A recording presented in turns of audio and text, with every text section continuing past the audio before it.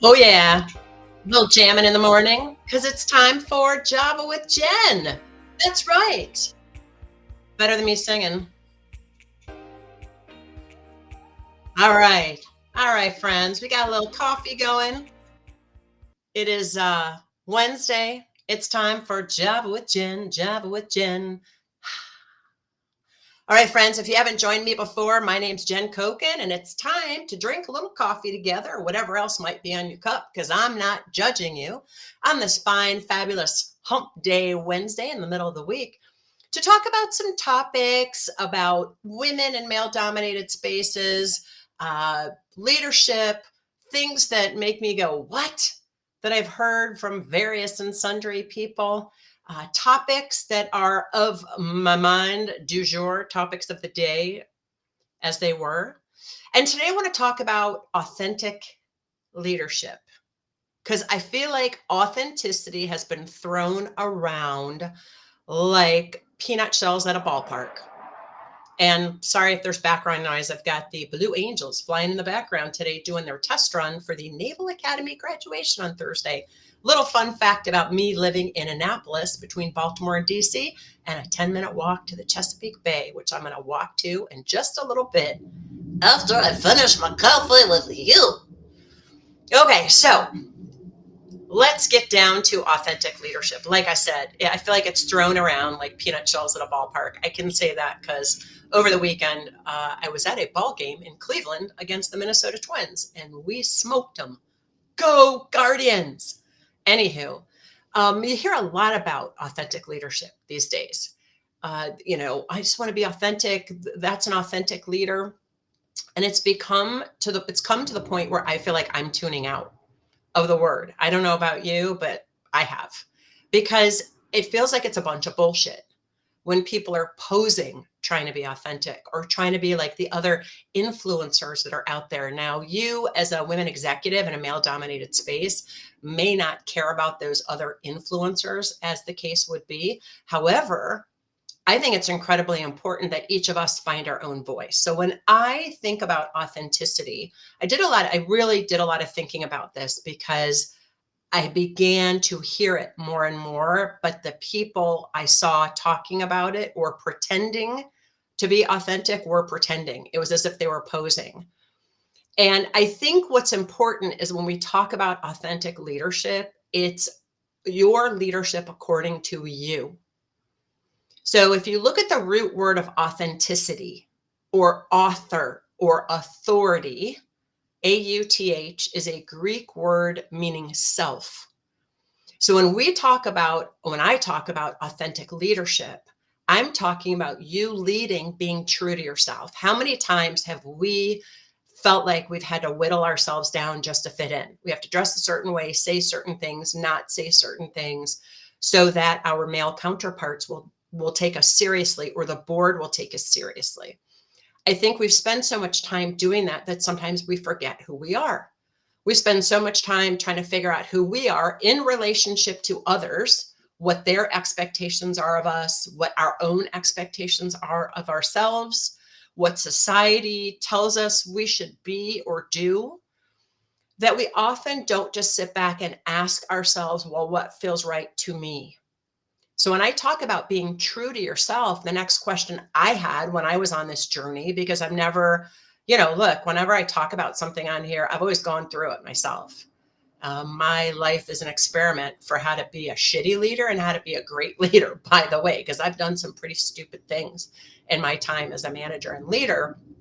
And I've done some dumb things to bend over backwards, trying to be the person I thought people wanted me to be, instead of being so confident in who I was that I could smell the bullshit a mile away. There was a particular organization I worked for when I first moved back to DC that fired me. They told me I had offended 12 people, not one conversation with HR, not one.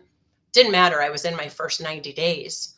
And there was so much I saw that went on that was completely antithetical to how the kind of organization I wanted to be a part of.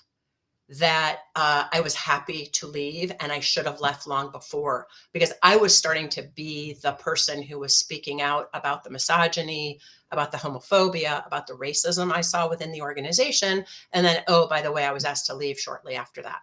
Interesting. Anyway, that's a whole other chapter for, it's actually in somebody's book because I told that story and name the organization, by the way, but I'm not going to do it here. So, um, my point in saying all that is the journey of understanding who we are is a lifelong journey. You may think you know who you are, but if you're one of the people like me who's kind of toward your end of your career, I'll be 60 this year, probably work for another 10 years, but I'm starting to think about being on a board, being on a paid board, by the way. And if you're interested in that, comment below and I'll send you the link to a webinar I'm hosting tomorrow with a dear friend. But I'm starting to think about what's next. I'm also starting to think about and have started to think about who am I outside of my career? When I went through breast cancer in 2020 and faced death head on, that really made me think, like, what is my life for and what do I want it to be about? And am I living true to that? It had me move, it had me have a whole new set of friends because the ones I had, were not in alignment with the kind of way I wanted to live my life. And I didn't feel connection among them. So I'm saying all this to give you a little bit of the backstory of, how I got to be where I am today and really understanding who I am, so that the moment, something smells like bullshit or the moment things seem a little off, I'm able to evaluate things based on what I want for myself and how I live and what's true for me. So authenticity requires work on your end of self-discovery. Who am I really? What's important to me really? And I don't think as women, we give ourselves time to think about that because we are too busy, being a partner to our partner, being a spouse, being a mom, being a daughter, being a sister, taking care of family, making connections with friends. That's how I've always lived my life and had lived my life, to please other people. And I kind of caught that when I was going through, cancer and a hysterectomy that I had to have as well, and trying to figure out, well, what do I want? What pleases me? And it was a much harder answer to come up with than I had ever thought. So when I coach people, I'm always focused on helping them lead with more authority.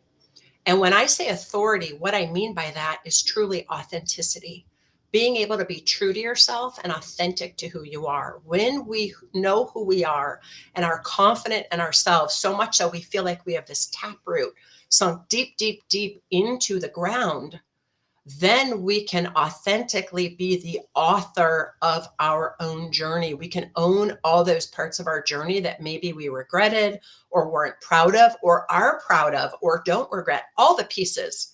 Because how many of us, people compliment us or say, hey, boy, you're such an expert in that topic. Oh, no, no, no, I'm not. You are.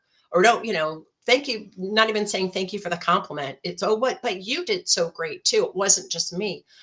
When is the time going to come when we own our brilliance? That's incredibly important, to have that feeling of confidence in ourselves. When we are authentic, when we are true to ourselves, so we've done the self-discovery to discover who we truly are, separate from any expectations from anyone else, including ourselves, then we can author our own journey. AUTH, a Greek word meaning self. Both words, AUTH is at the root of both of those words. When we're authentic and we author our own journey, we come across as having more authority because we're owning our power. We're owning who we are. By authority, I don't mean manipulation or a power struggle. I mean truly you owning who you are. That is the most important thing. So I don't know, have you started that journey of self-discovery? It doesn't end, by the way. So you may be on a scale of 1 to 10. You might be at a 5. Yeah, I've done a lot of that thinking. But there truly is no end in sight of understanding who we are, because circumstances change and we change. So how are you continuing that process of discovery? What do you have in place to continue that process of discovery? One way you can definitely continue that process is to join me for my monthly free Empower Hours. The next one will be the third Friday in June from noon to 1.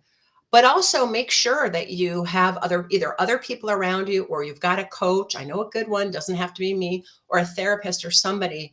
And a coach is very distinct from a therapist. I know most of you know that, but I'm not a therapist, not licensed. I am a coach. I look at things aspirationally. Where do you want to get to? So do you have someone around you that's helping you on that journey of self-discovery? Now, ultimately, it's up to you, but sometimes we need guardrails or a way to help ourselves along and push us a little bit more to move through some of the spaces we normally get scared or stop or get lazy. Can I say that? Sure, I just said it. So make sure you're surrounded by those people. And I'd love to hear, where are you on that journey? If you rated yourself on a scale of authenticity, meaning you're true to yourself, you really know who you are you at a 0? You're just starting that journey? Or are you at a 10? Now, even if you're a 10, this one goes to 11, by the way. You can continue on that journey of mastering and discovering who you truly are. Would love to hear in the comments. All right, y'all, that's my Java with Jen for today. Hope you enjoyed it, and I'm going to send you out with a little music.